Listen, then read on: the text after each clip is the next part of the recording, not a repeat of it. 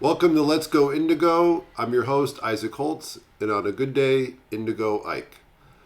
Today I want to discuss a short idea that I find very useful for those who are new to integral theory and they see a world that doesn't make sense. There's an aspect of value adoption where really advanced, developmentally advanced values are adopted by earlier developmental, less caring, so to speak, worldviews, but they look a lot alike in their words, in their rhetoric. So I want to tease this apart with a really fun pop culture icon, Cartman, and the creators of South Park.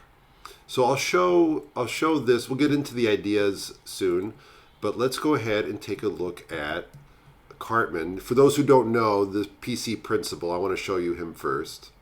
Spokesman for Subway, do you? Did you just use a term that excludes women from an occupation? Okay, let's back up. Ah! Did you just say spokesman instead of spokesperson when women are just as capable of selling sandwiches as anyone? Are you purposely trying to use words that assert your male privilege? Okay, so we've heard some of these ideas. It's obviously being taken to an extreme in the South Park world.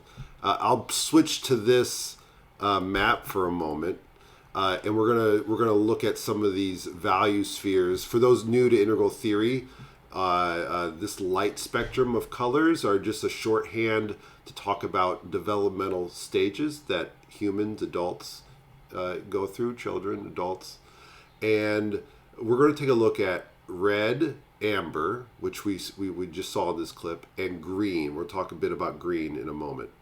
So this shoving against the locker, the bathroom stall, the bathroom wall, is a very red, aggressive energy, and he's espousing these ideas that I would call actually amber adoption of green values.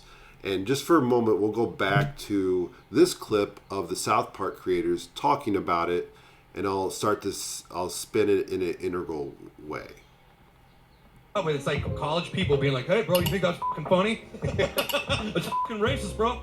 That's just the impersonation of every frat boy we knew in Colorado. Yeah. What's up, man? Huh? That's derogatory towards women, motherfucker. It's funny. There's a new kind of language police, but that's to be expected. It's like we're old now, you know what I mean? And young people come along and they want to like make the language their own, and that's what last season was about. You can't just say, well, fuck you. You should be laughing at that. Like, just talk about it. You're just in.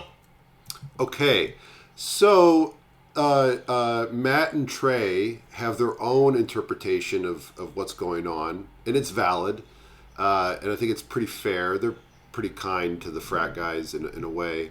They see it as normal. And what I want to say, it is normal, but I want to give it a deeper interpretation. So we'll go back to these stages here. Okay, so they're talking about frat boys. Frat boys have an energy, this kind of red, let's get it, let's win, let's defeat, let's dominate. That's kind of this red energy that's kind of typically put into a frat boy. And then, of course, they're all together. So amber is a group-centric stage.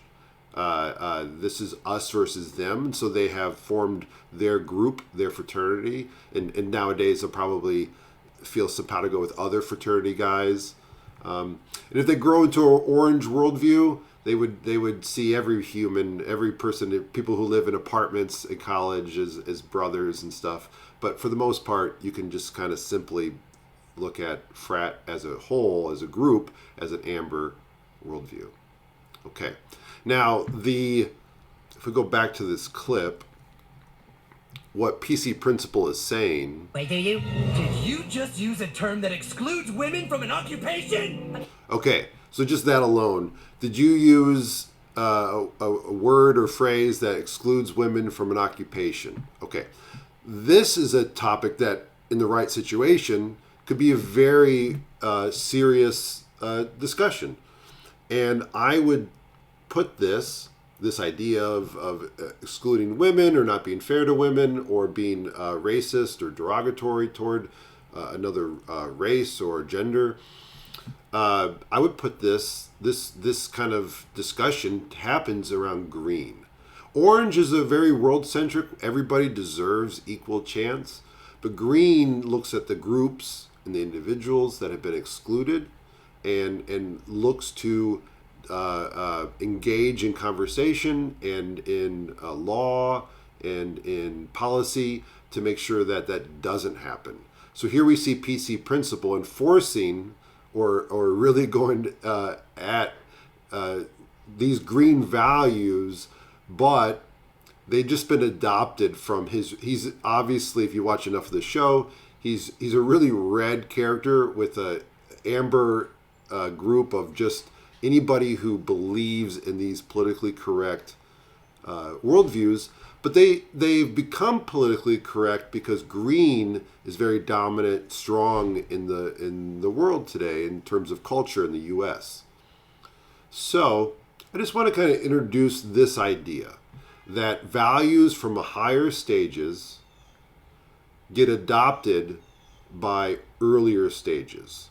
And they can look the same because sometimes the words are the same, but if you look at the action, throwing a child up against the wall is an extreme example, but that's very red.